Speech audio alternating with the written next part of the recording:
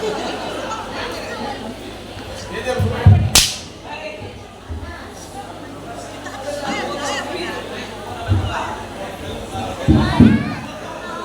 கடந்த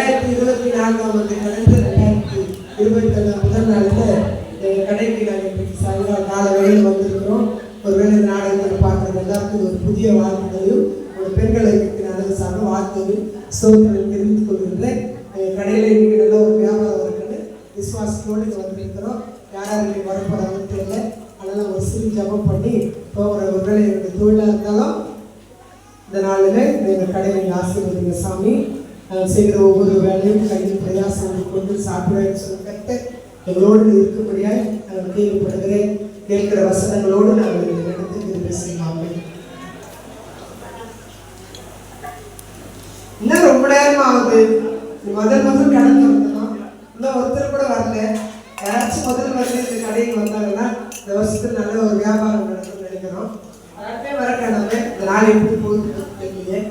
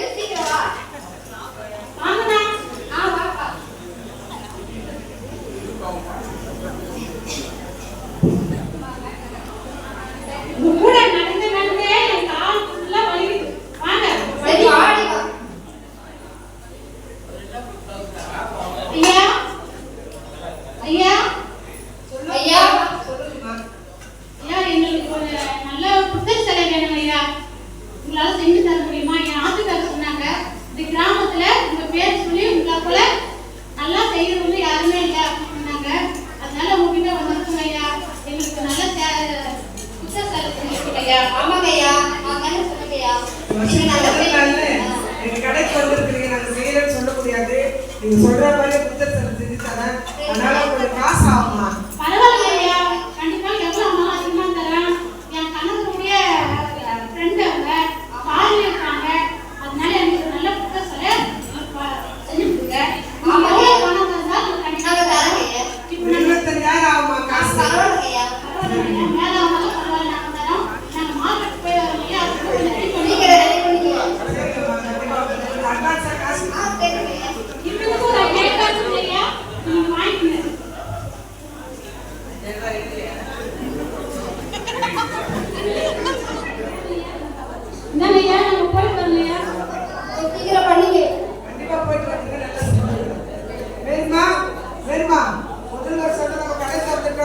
25,000 சொல்லியிருக்கிறோம்.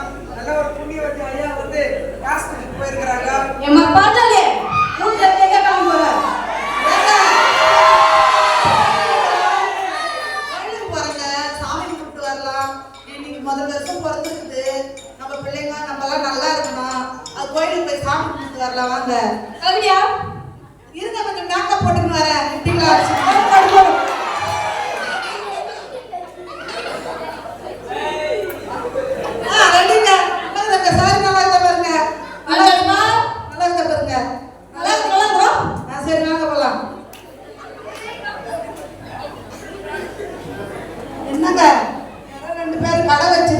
சாமி சாலை செய்யறாங்க. வந்து நம்ம கூட ஒரு அம்மன் சாலை செய்யலாங்க.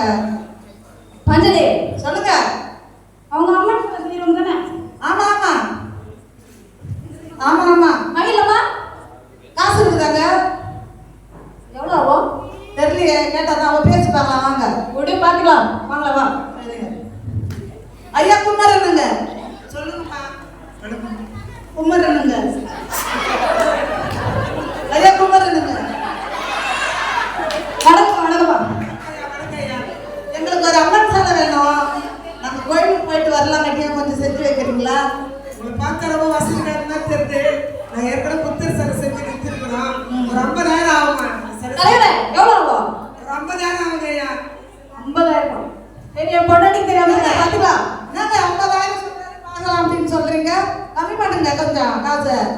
கனிமா வா வா. ஐயா ரொம்ப விலைவாசி ஜாஸ்தி ஆயிடுச்சையா, கொஞ்சம் கம்மி பண்ணி ஒரு 5000 குறைச்சு மீதி கொடுத்துருங்க. கொண்டாடி சரியாம தரேன். பாஸ் செய்யுங்க. சரிங்க சரிங்க, நல்ல மனுஷன் போலவே இல்லைங்க. வாங்க போயிட்டு வரலாம். சரிங்க.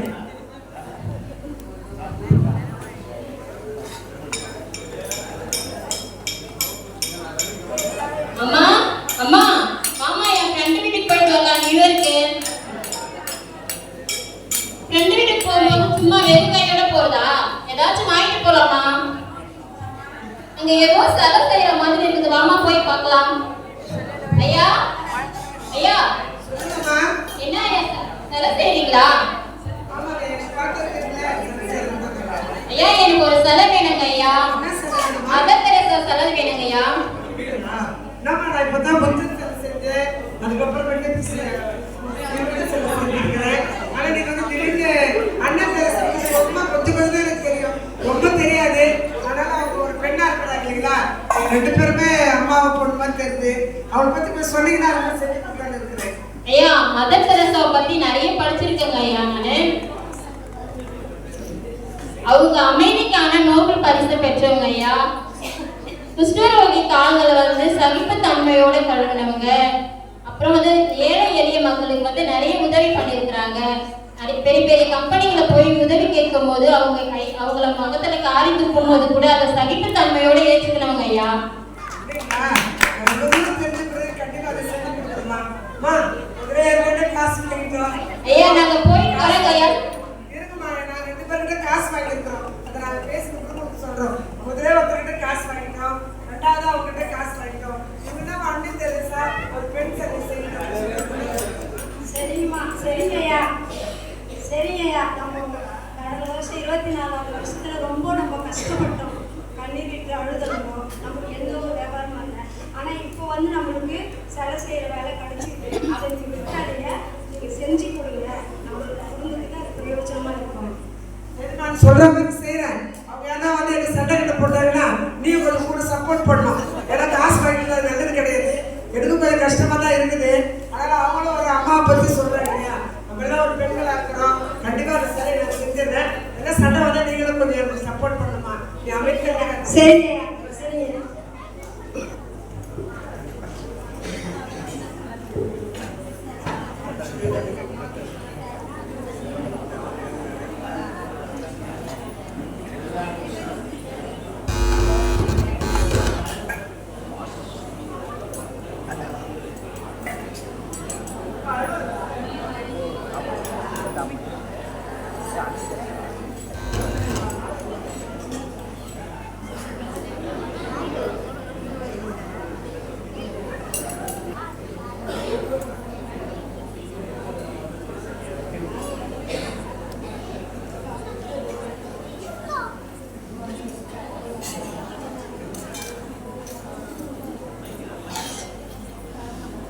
முதல்ல ஒருத்தர்கிட்ட காசு வாங்கிட்டோம், ரெண்டாவது வாங்கிட்டோம். ஆனா மூணாவது அந்த அம்மாவை பத்தி சொல்றாங்க இல்லைங்களா, ஒரு பொம்பளையா இருந்து இவ்வளோ அவங்க செஞ்சிருக்காங்க கேள்விப்பட்ட கொஞ்சம் தான் தெரியும். ஏன்னா நாங்களாம் செலை செய்யறவங்களை பேருக்கு வாய்ப்பு இல்லை. அந்த அம்மா 2 பேர் வந்து சொன்ன பிறகு அவங்கள போல நல்ல ஒரு அண்ணன் தெரேசா சொன்னாங்க இல்லையா, அதைத்தாங்க நாங்கள் செஞ்சிருக்கிறோம். யார் வந்து என்ன சண்டை போடுறாங்களோ தெரியல, கொஞ்சம் பயமா தான் இருக்குது. இருந்தாலும் வீட்டுக்காரியமா இருக்கிறல்ல, கொஞ்சம் பார்த்து பேசிப்பாங்க. என்னோட அவங்க கொஞ்சம் நல்லா பேசுவாங்க. ஐயா ஐயா வாங்கம்மா, வாங்க. நீங்க காலையில வந்து கடைக்கு வியாபாரம் பண்ணுவாங்க, சொல்லுங்க ஐயா. செஞ்சுட்டேன்மா. நான் ஒன்று அதில் ஒரு சின்ன பிரச்சனை ஆகி போச்சு. அவங்க என்ன சொல்றாங்கன்னா வந்து ஒரு புத்தக சொல்லி செஞ்சோம், அதுக்கப்புறம் அந்த அம்மா வந்து ஒரு சிவன் சொல்லி சொல்லி ஒரு அம்மா காசு கொடுத்துருக்காங்க. 2 பேருக்கு கொஞ்சம் காசு வாங்கிட்டு கொஞ்சம் அதிகமா. ஆனா கடைசியா ஒரு குடும்பம் ஒரு அம்மா பொண்ணு வந்து அண்ணன் தெரேசா பத்தி செலை செய்யணும்னு அவங்க சொன்ன விஷயம் எங்க 2 பேருக்குமே எனக்கு எங்க வீட்டுக்கார அம்மாக்கும் ரொம்ப பிடிச்சிது. சரி வந்தா அப்புறம் பாத்துக்கலாம்னு சொல்லிட்டு அவங்க கொஞ்சம் காசு கொடுத்தா கூட பரவாயில்ல. நாங்க சொன்ன ஒரு 20,000 10,000 கூட 5,000 கூட பரவாயில்ல. ஒரு பொம்பளையா இருந்து இவ்வளவு செஞ்சு கூட நாங்க அதை செய்யலாம் நல்லா இருக்கான்னு சொல்லிட்டு இந்த வருஷத்துக்கு முதல் நாள் அதுவா அண்ணன் தெரேசாவை செஞ்சு நின்றுட்டு இருக்கிறோமா. அவங்க வந்தாலும் என்ன பண்ணவும் தெரியல. உங்க காசு பண்ணாம திருப்பி கொடுத்துறோம், சண்டைலாம் போடாதீங்க. இல்லம்மா, காசு வாங்கிக்கீங்க.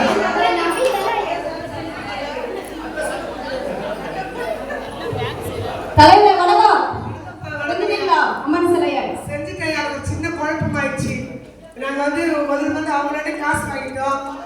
காசு வாங்கணும். காசு முதல் வருஷம் வியாபாரம் இல்லம்மா, செஞ்சிடலான்னு பார்த்தோம். ஆனா அவங்க வந்து சொன்னதை பார்த்தா அந்த அம்மா பொண்ணு வந்து அந்த அன்னை தெரேசா இருக்கிறாங்கள, அவங்கள பத்தி ரொம்ப விமர்சனையா சொல்றாங்க. அவங்க நோபல் பரிசு பெற்றாங்களா, குஷ்டரோகிகளுக்கு பொண்ணுலாம் தொச்சாங்களா, ஒருத்தர் கையில வந்து எச்சில் போகும்போது கூட அந்த எச்சில் வாங்கிட்டாங்களா காசு அடிச்சுட்டு கேட்கும்போது. அதனால எனக்கு கொஞ்சம் மனசு கஷ்டமா இருந்துச்சு. சொல்லிட்டு தலைமா போடாமன்னு செய்ய சொல்லி அதெல்லாம் என்ன பண்ணுறேன்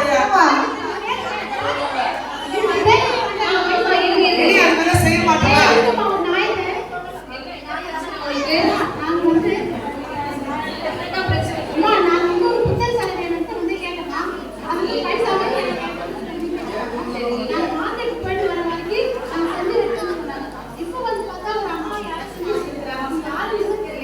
அப்படியா?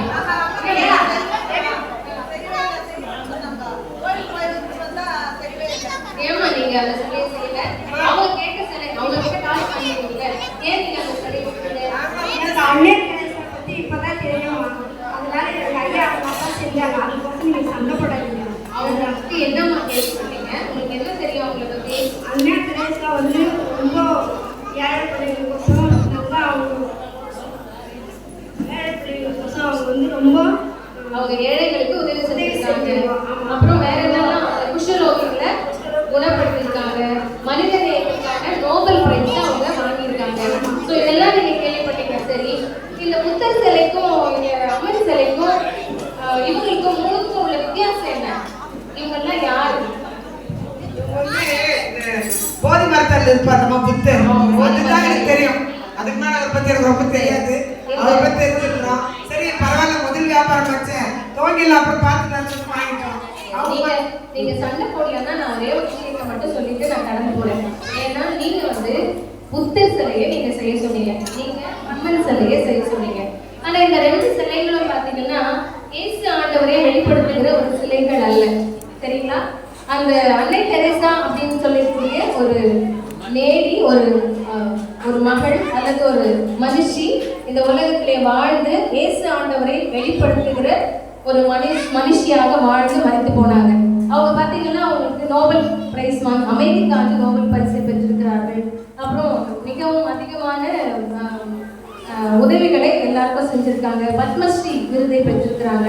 கடைசியா அவங்க இறந்ததுக்கு அப்புறம் அவர்களுக்கு வந்து புனித பட்டம் வழங்கியிருக்கிறாங்க. இதெல்லாம் உங்களுக்கு தெரியும், நீங்க எல்லாருமே படிச்சிருப்பீங்க. ஆனாலும் இந்த உலகத்திலே வாழ்ந்து இயேசு ஆண்டவரை வெளிப்படுத்துகிற ஒரு மகளாக இந்த உலகத்திலே வாழ்ந்த ஒரு மனுஷியை அம்மா கேட்டுருக்காங்க. அவங்களுடைய ஃப்ரெண்டுக்காக பிரைஸ் கொடுக்கணும் அப்படின்னு சொல்லி பரிமளா கேட்டாங்க. அதுல அவங்க இயேசு ஆண்டவரை பற்றி என்னன்னா நீங்க தெரிஞ்சுக்கிட்டீங்கம்மா? அன்னை தெரேசா எவ்வளவு சகிப்பு தன்மையோட இருந்தாங்களோ அதே மாதிரி அந்த இயேசு சாமி கூட அவர் சிறுவில மறிக்கும் போது கூட, அவர் காரி துப்பும் போது கூட அந்த சகிப்பு தன்மையோட அதை ஏற்றுக்கொண்டாரு. நமக்காக நிறைய பாடுகள் பட்டு, நமக்காக நிறைய கஷ்டங்களை பட்டு அன்னை தெரேசா எவ்வளோ ஒரு அன்போடு இருந்தாங்களோ அந்த மாதிரி இயேசு சாமி நம்ம எல்லாரிடமும் அன்போடு பழகு. இன்னைக்கு நாம மனிதர்களாக இருக்கோம். ஒவ்வொரு நாளும் நம்ம வீட்டில் நிறைய சண்டை போட்டுகிட்டே இருக்கோம் இல்லையா? அதே மாதிரி வீட்டில் சண்டை, தெருவில் சண்டை, அப்புறம் குடும்பங்களுக்குள்ள சண்டை, இப்படி அது அப்படியே அதிகரித்து கொண்டே போகும் பொழுது உலகம் முழுவதும் இது சண்டையாக மாறிக்கொண்டிருக்கிறது. உங்களுக்கு எல்லாருக்கும் தெரியும், இப்போ ரீசெண்டாக நிறைய நாடுகளுக்கிடையே சண்டை நடந்து கொண்டிருக்கிறது. குறிப்பாக ரஷ்யா உக்ரைன், அப்புறம் இஸ்ரேல் பாலஸ்தீன். இந்த இஸ்ரேல் நாடுல இந்த காலகட்டத்திலே பார்த்தீங்கன்னா கிறிஸ்துமஸ் கொண்டாட்டம் கூட இல்லை என்று கேள்விப்பட்டிருப்பீர்கள். இப்படி அமைதியற்ற ஒரு சூழ்நிலை இந்த உலகத்திலே இன்றைக்கு நடந்து கொண்டிருக்கிறது. அதற்கு காரணம் என்ன அப்படின்னா, இந்த மாதிரி சின்ன சின்ன விஷயங்களுக்காக நம்ம சண்டையிட்டு கொண்டு நம்மளுடைய நேரத்தை வீணடித்து கொண்டிருக்கிறோம். வீட்டில் கூட நம்ம சின்ன சின்ன விஷயங்களுக்கெல்லாம் சண்டை போடுறது, சரிங்களா? ஸோ இதெல்லாம் மாற்றிக்கொள்ள வேண்டும். இந்த அன்னை தெரேசா அம்மா மூலமாக நாம் கற்றுக்கொள்ள வேண்டிய ஒரு முக்கியமான காரியம் என்னதுன்னு சொன்னால், சமாதானத்தை விரும்புகிறவர்களாக நாம் எப்பொழுதும் இருக்க வேண்டும். அது மாத்திரமல்ல, நாம் என்ன செய்ய வேண்டும் என்று சொன்னால், இப்படி உலக அமைதிக்காக ஜெபிக்கிறவர்களாக நாம் என்றைக்குமே வாழ வேண்டும். நம்ம கிறிஸ்தவங்க கொஞ்சம் பேர் தான் இங்கே இருக்கிறோம் இல்லையா? அதாவது இந்த உலகத்துல நம்ம மிக குறைந்த அளவுல தான் இருக்கிறோம். ஆனால் இயேசு ஆண்டவர் நமக்கு சொல்லிக் கொடுக்கிற ஒரு காரியம் என்னவென்று சொன்னால், சமாதானமாயிருங்கள், நான் உங்களுக்கு சமாதானத்தை விட்டு செல்கிறேன் என்று சொல்றார். சரி, ஆகவே உலக அமைதிக்காக நாம் ஜெபித்துக் கொள்ள வேண்டும். அதனால இந்த சின்ன சின்ன காரியங்களுக்காக நீங்கள் சண்டை போட்டுக்க கூடாது. இந்த அன்னை தெரசா அம்மா மூலமா நாம் கற்றுக்கொள்ள வேண்டிய முக்கியமான காரியம் என்னென்று சொன்னால் அமைதியை கடைபிடிக்க வேண்டும், சமாதானமாக வாழ வேண்டும். இயேசு ஆண்டவரை பிரதிபலிக்கிறவர்களாக அந்த உலகத்திலே வாழ்வதற்கு நாம் முயற்சி செய்ய வேண்டும். ஜெபம் செய்வோம். அன்னை தெரசா பற்றின ஒரு ரெண்டு வரிகள் அவங்கள பற்றினது. வெறுப்பது யாராக இருந்தாலும் நேசிப்பது நீங்களாக இருங்கள் அப்படின்னு ஒரு வரிகளை சொல்லியிருக்காங்க. அது இல்லாமல் இன்னொரு முக்கியமானது என்னன்னா, இருகரம் கூப்பி வணங்குவதை விட ஒரு கரம் நீட்டி உதவி செய்யுங்கள், இருகரம் உங்களை வணங்கும் கடவுளாக அப்படின்னு சொல்லியிருந்த ஒரு முக்கியமான தத்துவத்தை தான் அவங்க வந்து தன்னுடைய ஒரு விடாமுயற்சியோட அந்த ஒரு 2 கருத்தின் அடிப்படையில் தான் அவங்களோட முழு ஊழியத்தையும் இந்த உலகத்தில் அவங்க செய்தாங்க. வெளிநாட்டிலிருந்து வந்து நம்முடைய இந்திய மண்ணில் நம்முடைய இந்தியர்களுக்காக அவர்கள் படாத பாடுபட்டு இப்பொழுது அவங்க வந்து என்ன இருக்காங்க, ஒரு பெரிய ஒரு அமைதிக்குரிய ஒரு சின்னமாக, ஒரு கிறிஸ்தவத்தின் ஒரு மறு அடையாளமாக இந்த அன்னை தெரசா அவர்கள் இருக்கிறாங்க. அவர்கள் முக்தி அடைவதற்கு பிறகுதான் அவங்களுக்கு வந்து புனிதர் பட்டம் கொடுக்கப்பட்டது. அப்படி புனிதர் பட்டம் செயின்ட் கொடுக்கணும் அப்படின்னு சொன்னா அவங்க என்ன செஞ்சிருக்கணும் அப்படின்னா, சில அற்புதங்களை அவர்கள் நடத்தியிருக்க வேண்டும் என்று சொல்லி அவர்களை பற்றி ஆராய்ச்சி செய்தார்களாம்.